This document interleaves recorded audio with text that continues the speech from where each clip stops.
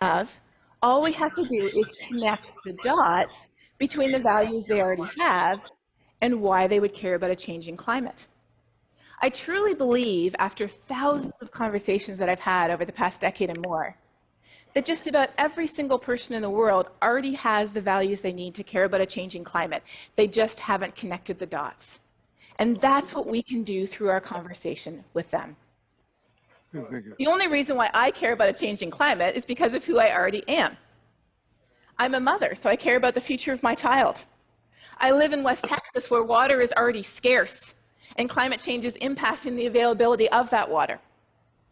I'm a Christian. I care about a changing climate because it is, as the military calls it, a threat multiplier.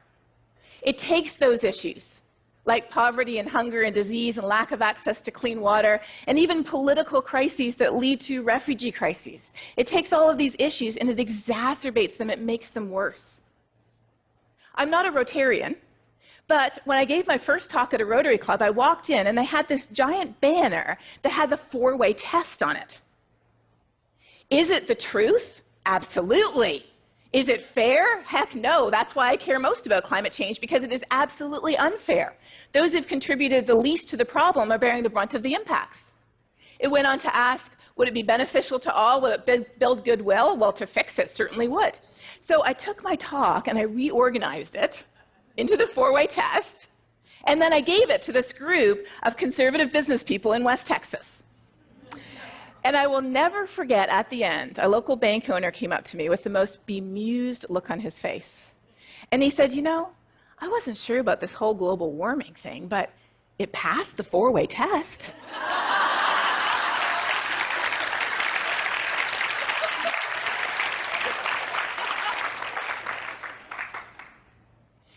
These values, though, they have to be genuine. I was giving a talk at a Christian college a number of years ago, and after my talk, a fellow scientist came up and he said, I need some help. I've been really trying hard to get my foot in the door with our local churches, but I can't seem to get any traction. I want to talk to them about why climate change matters. So I said, well, the best thing to do is to start with the denomination that you're part of, because you share the most values with those people. What type of church do you attend?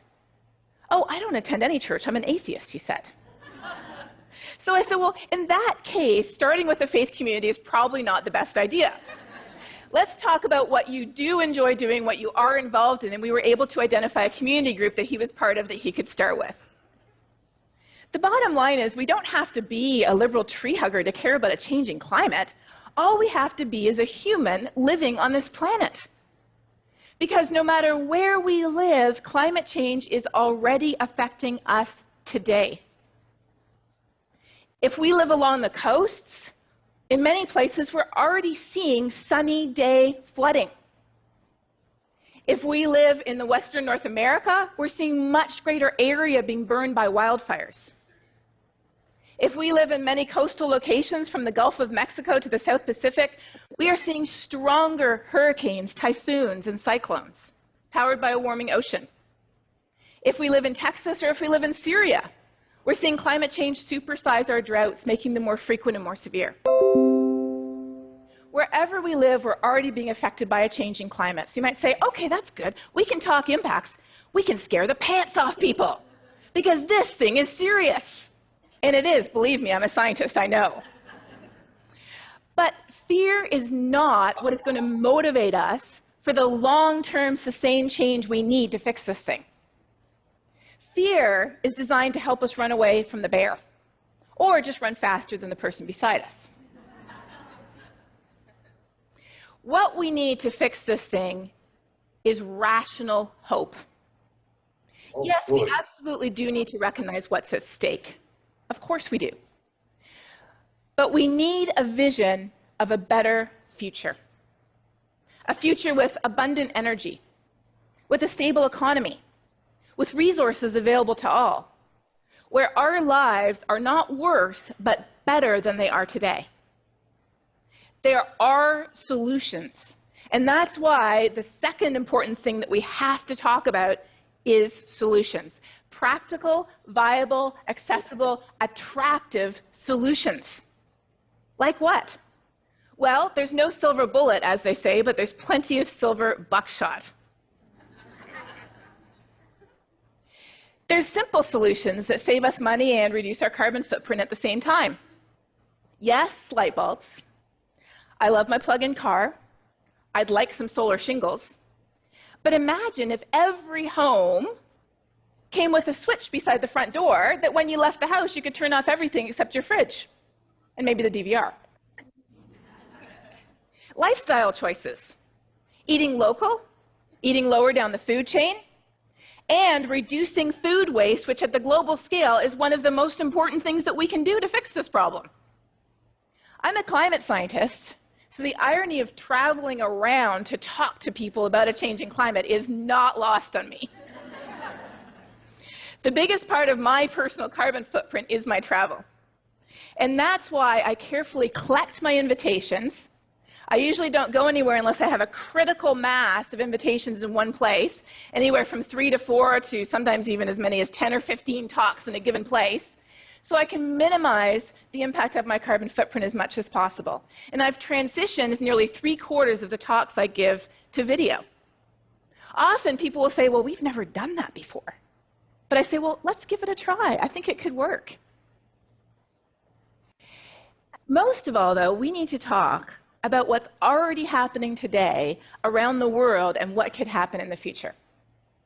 Now, I live in Texas, and Texas has the highest carbon emissions of any state in the United States. You might say, well, what can you talk about in Texas? The answer is a lot. Did you know that in Texas, there's over 25,000 jobs in the wind energy industry?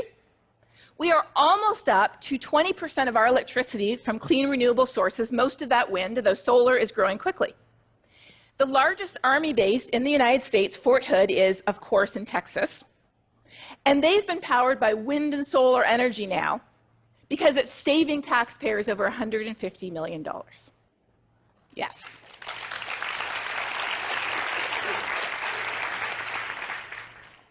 What about those who don't have the resources that we have? In sub-Saharan Africa, there are hundreds of millions of people who don't have access to any type of energy except kerosene, and it's very expensive. Around the entire world, the fastest growing type of new energy today is solar, and they have plenty of solar. So social impact investors, nonprofits, even corporations are going in and using innovative new microfinancing schemes like pay-as-you-go solar so that people can buy the power they need in increments, sometimes even on their cell phone. One company, Azuri, has distributed tens of thousands of units across 11 countries, from Rwanda to Uganda. They estimate that they've powered over 30 million hours of electricity and over 10 million hours of cell phone charging. What about the giant growing economies of China and India? Well, climate impacts might seem a little further down the road, but air quality impacts are right here today. And they know that clean energy is essential to powering their future. So China is investing hundreds of billions of dollars in clean energy. They're flooding coal mines and they're putting floating solar panels on the surface. They also have a panda-shaped solar farm. Yes, they're still burning coal, but they've shut down all the coal plants around Beijing. And in India, they're looking to replace 250 million incandescent light bulbs with LEDs, which will save them $7 billion in energy costs. They're investing in green jobs, and they're looking to decarbonize their entire vehicle fleet. India may be the first country to industrialize without relying primarily on fossil fuels. The world is changing, but it just isn't changing fast enough. Too often we picture this problem as a giant boulder sitting at the bottom of the hill with only a few hands on it trying to roll it up the hill. But in reality, that boulder is already at the top of the hill. And it's got hundreds of millions of hands, maybe even billions on it, pushing it down. It just isn't going fast enough. So how do we speed up that giant boulder so we can fix climate change in time? You guessed it, the #1 way is by talking about it. The bottom line is this. Climate change is affecting you and me right here, right now, in the places where we live. But by working together, we can fix it. Sure, it's a daunting problem. Nobody knows that more than us climate scientists. But we can't give in to despair. We have to go out and actively look for the hope that we need that will inspire us to act. And that hope begins with the conversation today. Thank you. All right, folks, were you all able to see and hear? Yes. Yes. Yay! Halfway through, I realized I had moved a bar and minimized the picture. Live and learn. One thing I should have, or I could have suggested ahead of time is, as you were watching Katharine Hayhoe, how was her presentation similar to or different from the first two presentations by Michael Montgomery and Catherine Watkins? That's one way to frame our discussion today, to compare and contrast her presentation with the first two. So we have only about 22 minutes or so for some conversation. What were some of your reactions to this? Remember, our goal in these 4 weeks is to learn how to talk constructively with people who minimize or question or deny climate change. How was her talk helpful in that regard?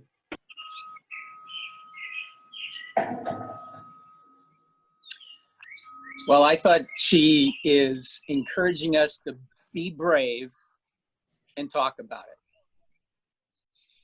If she can talk about it in Texas, by God, we can talk about it in Illinois. Right. And it's it kind of as we hoped, her talk is obviously very specifically about climate change, whereas Michael's and Catherine with different points of view. And so I like that sort of laid the foundation. And I said this, I think last week with Catherine, actually with both of them, I do feel like it's what they talked about is applicable to every conversation we have. But so I like that. So their message is, how do you talk about things? How do you have empathy? How do you listen? How do you have a productive exchange about anything? And then this talk was like, then you have to actually talk about it. You have to have the talk. You have to be brave, like Steve said, and be willing to have the conversation, and not be afraid of it, which I think is really interesting, if I may. I run, for those of you who don't know, I'm head of a local nonprofit here in Winnetka called Go Green Winnetka, which is part of a network of Go Green groups. And for a long time, for a number of years, I and my group sort of specifically didn't talk about climate change because we knew it was politically charged, and we didn't want to ruffle feathers and not get work done in things that these shared areas that we thought we could move forward on. And I'm sad. I mean, I think more people needed to be talking about it earlier, but at the same time, we'll take what we've got, and more people are talking about it now, and that's what we're doing. And so I like that the Hayhoe talk is very specifically talk about it, that we need to air it out. And then the first conversations were teaching us how to do that now. And now we have the motivation to go do it. We are experiencing it all the time. CEG, why we're meeting virtually right now and not in person. Mm-hmm. Thank you, Liz. Somebody else? Yeah, I was really struck by her talk to the Rotary Club, and the fact that, when she goes into a situation, she's suggesting meeting people where they are, not where you are. And I think that's a real challenge for all of us. I know for me. And so I would love some more examples of that, and how we can talk to people from their point of view rather than going in with our own opinions and trying to talk them into or out of something. But I think what she said about connecting the dots is the key. Yeah. If you're a parent and I'm a parent and we have grandchildren, what do we want their town, their life to be like? Where, if you like to go to the beach and the place you've been going, there's no more beach. that kind of thing. Oh, I go out to California, same thing, whatever. Instead of just talking about your own beliefs, you have to find that commonality or interest. So looking at her methodology again, she suggested, it seemed to me, know your audience, use their language, or as Elaine said, meet them where they are. Secondly, find shared common values, which was kind of like what Michael and Katharine were saying about meet people as people, and then finish the conversation person to person, heart to heart. This is good methodology to keep in mind for future conversations. Who else had a response to Katharine Hayhoe? Jane? In her methodology, she used. Jane, we can't hear you. If you could raise your voice maybe, or something. She used the surprise element, saying that the boulder was already at the top of the hill. And she also employed humor very well, I thought. Say that last part again. She employed humor very well. Yep, yep. Yeah, And that was the first part of Catherine Watkins' pace. It's playful. Right, right, Greg? right. yes, I'm learning a lot here. I'm going to start every conversation I can in this context by asking questions. I'm not going to start by preaching. I'm not even going to use declarative sentences. We can see enough, pointless bickering on cable TV. If we want to make a change, maybe starting the conversation off on the right foot, just by showing empathy. I want to understand you. So tell me what's important to you.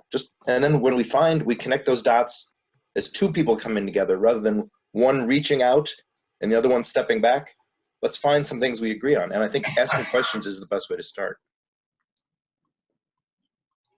on a personal level. Marcy? I keep being told, well, I'm just one person and what I do doesn't matter. And I've never found a way to get beyond, obviously, we're one of a million or hundreds of millions of people, and each of us has to do our part. But I'm just one person, I don't matter. Or what I do doesn't matter. I don't know who's telling you that, but it's not true. Oh, I know. I also like the boulder on the hill picture. That's turning is it the myth of Sisyphus, where you're pushing rock up the hill? She turned that on its head and said it's already on the hill. We just need another couple of hands to push it down faster. That's something I could wake up and do in a day, rather than, the myth of Sisyphus is why try? Just give up. Right. Anybody else? I like Greg's comments about asking questions, and also Katharine Hayhoe's about approaching people where they are. The problem, I think, our problem, my problem, is that I'm not around people who have different points of view enough. I mean, I'm not enough around different people with different points of view. And I like where Jeffrey first started out in our first session. He said he had his neighbors over. And I thought, well, how lovely. And maybe they were new neighbors and he was getting to know them. But I think we have to reach out to other people other than in friends we have and groups we have. I know I've gotten to know the neighbors up and down my street, and I think all of us have to put ourselves into different groups and not just our groupthink groups, people that agree with us totally. So that's my thought. Great. Good point. I also thought she had some very practical things, like suggesting that we eat lower on the food chain, that we eat locally, because when people think they're eating a healthful meal and yet they've got a 6,000-mile salad on their plate, because things have come from all over the world just to put on their plate. I think that's a real practical thing for people to consider, and that is something we can all do. And that's something that I think even someone who's maybe more conservative might see a common strategy, common activity. Because a lot of people say, you know, let's buy American, let's buy local, let's support the farmers we know. That maybe goes across liberal conservative, might be a point of contact. Absolutely. Definitely. And she also talked about the collection of food waste and composting it on the back end, which also goes to a circular economy, which is something people are talking about a lot more, and local food chains, especially in the context of the pandemic. And I want to echo what Greg said. I really like the idea of, and Eleanor, of asking questions. And it's another, again, like instead of being playful, but stating something, or as Greg said, having an agenda and really trying to change somebody's point of view, truly go in with an open mind and ask a question of the other person. And it reminded me, Greg, and thank you for this, that a friend of mine told me like a decade ago, she goes into conversations thinking, what can I learn from this person? What can this person teach me? There always, we can learn something from somebody. And so I love that. So thanks. She also spoke about her own travel principles. Yeah. This brings to mind, you know, that if you're going to preach something, you need to live the way you preach, to not only talk the talk, but walk the walk. It sets a powerful example when you live the way you preach. And I don't know if she talks about that when she goes out and talks about climate change, but it's far more effective to live with integrity than not to. And integrity begins with us. Well, I sometimes think that we don't always know what might be going on. I know in Wilmette, they are planting trees that grow better in the south, where it's warmer and wetter, and they're thinking that that's what we might be eventually. And I don't think everybody in Wilmette knows that they're doing that. That's a sign that somebody is working on trying to solve a problem before it happens. We wouldn't have any trees if we keep on going with our oaks and elms. Yeah. And I do know that up until about 2 years ago, there were only 4 families in Winnetka that had solar panels on their roofs. Uh-huh. Jeffrey, But maybe that's because of the cost.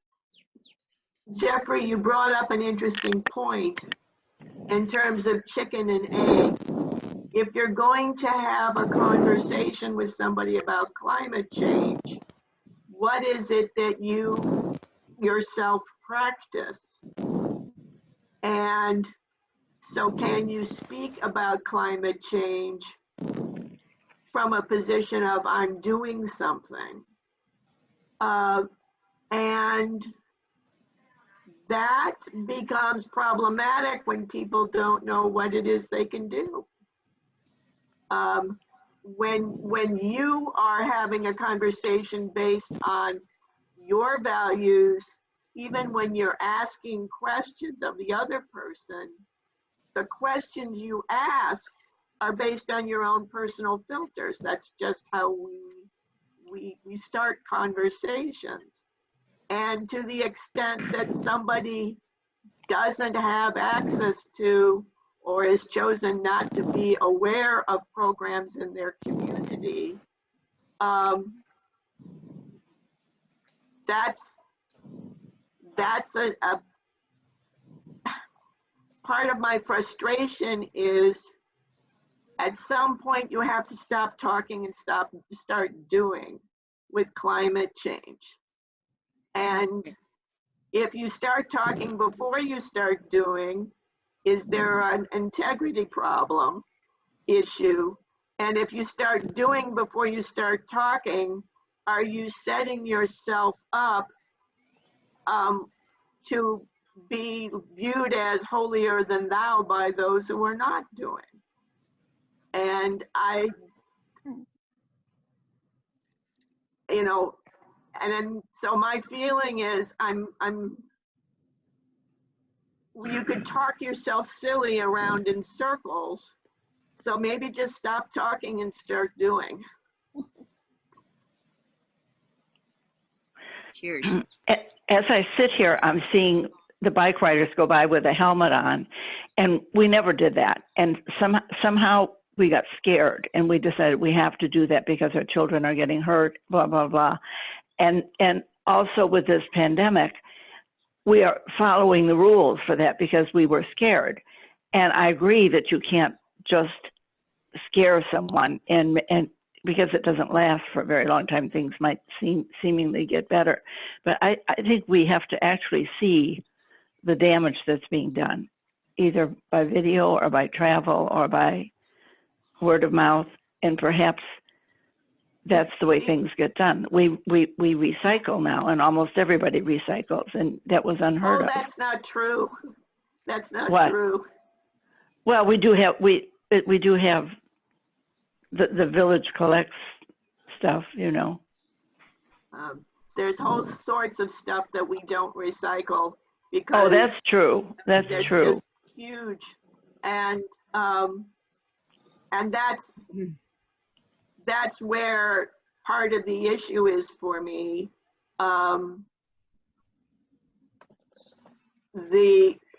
Is making it seem less like a chore and more that's something that you're motivated to do. A lot of people don't recycle everything that they could because it's a pain in the ass. I have friends who visited me from Europe and they're shocked by the lack of different labeled containers in my kitchen for various types of things that they recycle as a matter of course. And I don't have them because that's not how my village is set up to collect. I can't put them in my own compost heap in my backyard because I live in a condo. I don't have a backyard. And the condo association won't let me bury my waste on the common property. So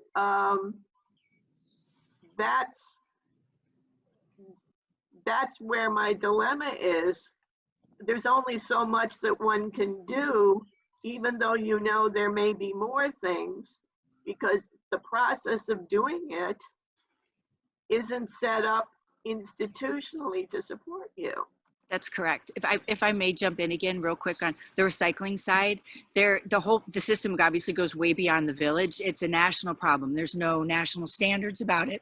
And I Go Green Winnetka group actually has focused on recycling for years because it's what we can do. It's what we've done. It is a way to start talking about more things, and it has done that. I mean, that's what's happened. But so I am very passionate about recycling, and it's been very frustrating to me. So we, Go Green Winnetka and the Village of Winnetka, we are working with our recycling hauler in Winnetka. Basically, the answer is wherever you are, because the whole system is privatized. Everywhere you are, it's totally localized. So all you can do is within everybody, if everyone here is not within Winnetka, if you want to know what you can recycle in your community, go to your community leaders in your local hauler and get that list. And that's the answer. And unfortunately, it's horrible. And it is a pain in the ass. You are 100% right. The other thing real quick on the food waste side, there are solutions there too. There are pickup services that work. I actually work for a compost company. And the woman who started it did so because she lives in an apartment building and had exactly the problem you have. So again, it's part of this. And it's all about connecting the dots. Again, Right. That's just And what we're trying to do too. My local company isn't picking up right now because of coronavirus. Understood, but there still may be some other options. If you'd like to talk offline, I'm happy to do that. So that's where all this talk is great. And at the end of the day, if all we do is talk, the planet will take care of us in a way that we don't like, or we will do it to ourselves. So, I mean, that's just been my personal experience with the whole effort relating to just recycling. As we near our end of our session today, I'd like to point out that Hayhoe says, don't lead with fear or guilt, but lead with hope. And you'll see this in effective political speeches of any party, it doesn't matter. they paint a vision of a future that is possible and bright. I think that's how you gain, that's one way you gain followers, or the ability, you know, people's respect so that they listen to you, is to be hopeful. I don't see it. Not in my experience. I simply don't see it. Okay. All right. Thank you. You always have to live with hope, always. And positivity. It works. I'm a very positive person, but not when it comes to what I see happening to support my recycling efforts. I think we always need to be careful of you know, knowing what we each personally can do. And Yeah, Chuck, it's just a little hard to hear you. Sorry. okay, well, you know, we each all live in our own ecosystem, and what we can do individually varies with each one of us. And therefore, I think if we think about what we can do and do one thing a day, Chairman Mao said, every long march begins with the first step. Hate to quote the Chairman Mao at these times, but a little bit of humor wouldn't hurt. And you know, there are unusual situations that, look, do you remember when everybody was smoking and every restaurant and airplane was filled with smoke? Look at the difference. You know, there are always unusual circumstances that occur, like COVID-19, that change people's behavior. And we have no idea what the horizon holds for us. So we have to keep working with positive thoughts and actions. Of what we take away from 3 out of 4 of our sessions so far, you might think about, just consider one person that you might have a conversation with about this topic. Just think about it and how you might frame that conversation. JS is quite right. Our frame is always based on our own values and the biases that we bring to it. Nonetheless, you've heard now 3 different presenters suggest different ways of connecting effectively with people with different backgrounds or opinions than our own. Think about one person you might have a conversation with, and give it a try if you're so willing. Next week, we can conclude this 4-week series with another TED Talk. This one is by a professor of meteorology at the University of Georgia. His name is J. Marshall Shepard, and he will look at 3 biases, 3 kinds of bias that shape our worldview. 3 kinds of bias that shape our worldview on this particular topic and other topics as well. It's 9:30. I want to thank you all for being part of this session today. We have 2 more sessions next Sunday, and then 2 weeks from today on May 17th, we will gather and review the 2019-20 program year and be glad to take your suggestions about programming in the next program year.